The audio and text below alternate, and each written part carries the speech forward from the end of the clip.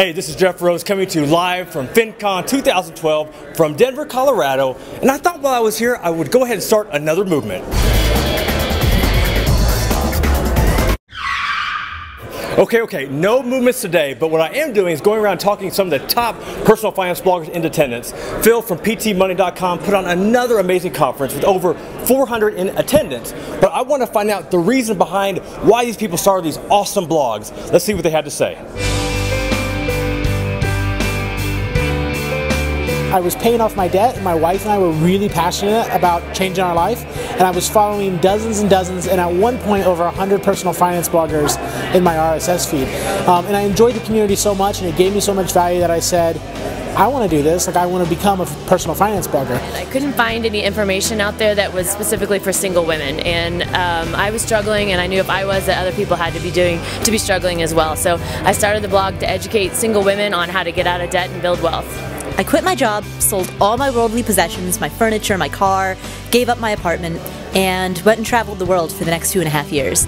And when my friends learned about this, they said, how could you afford to do that? Or worse, they said, I'd love to do it, but I can't afford it. So many people think that they can't afford to do what they want to do. And so I started my blog to show people that you can afford anything. I try to bring a little bit of fun into the personal finance area and hope that draws some people into personal finance that may not have been interested in it otherwise. Being a woman in the financial industry, I felt like an outcast, and I knew that if I felt like an outcast in the industry, there was a lot of women in their 20s and 30s who needed somebody to talk to them about money in a way that made sense, that they could relate to, that they felt understood. I started the blog because I wanted to get people talking about money. Anything you want, but I just wanted people to talk and be open about it and not scared about talking about money. And I like seeing real numbers, so I have my net worth on there, and numbers, debt, credit, everything, so people can get motivated. I wanted to become a producer versus a consumer, so I was a huge fan of personal finance blogs, consumed them every day, decided I needed to become part of the story and create my own blog and share my own story and give my opinion.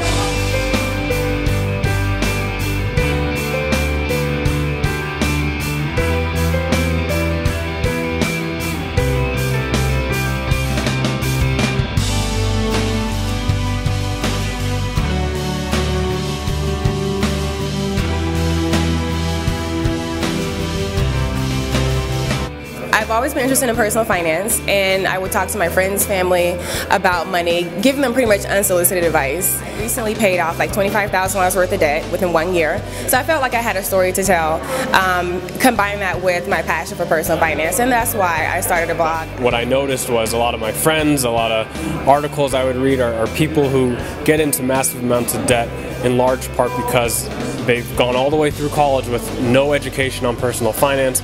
We wanted to provide an educational resource that kind of guide these people who need a little bit more financial guidance. I started blogging because I set a goal to become a millionaire by the time I'm 30.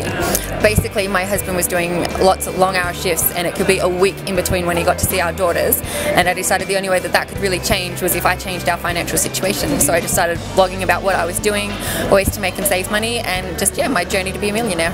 I started Magical Penny because none of my friends were investing, and I wanted to show them how easy it was and to show that it is possible and it's not gambling. The why behind why I started my blog would be to make personal finance less boring. As you can tell by my awesome t-shirt, I felt like too many personal finance blogs focused on the minutia, and I wanted to focus on stick figures and humor.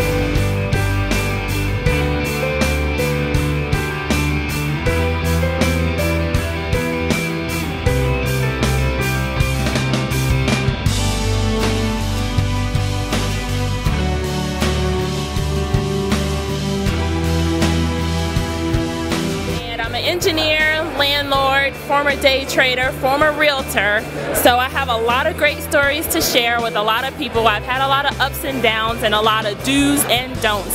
So I want people to be more honest with how they're spending their money. So I started the debt myth because I'm tired of people believing the myth that you have to use debt to get ahead. I mean, it shouldn't be an amazing thing that you can buy a car without going into debt or going to college. I started the blog really out of my personal need, and then it turned into something to help others as well. Well, I started Consumerism Commentary for a very selfish reason, and that was just to learn more about personal finance for myself. People seemed to enjoy it, and from there it kind of changed and became a place where I could share my ideas and ask for thoughts from a community. My partner OG and I wanted to start a podcast that was fun and easy to listen to because I love finance. I'm a finance geek. After my wife quit her job, we had a successful e-commerce store. Ended up getting a lot of questions on how we actually made enough money online for my wife to retire, and so I got kind of tired of answering all the questions and just kind of threw everything up on a website. Saying, well, you got to find something that you're passionate about, and that's how the readers will come. And that's basically how I started. I thought about everything I was passionate about, and saving money and building wealth and thinking about retirement was what I liked.